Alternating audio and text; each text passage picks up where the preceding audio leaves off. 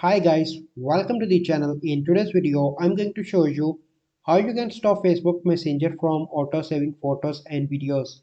Before getting into this video, must subscribe to our YouTube channel and click on the bell icon. So the first step you simply need to do is to open Facebook Messenger.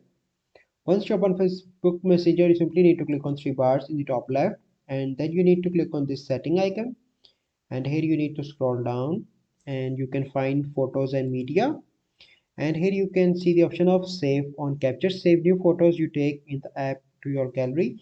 You simply need to disable that option.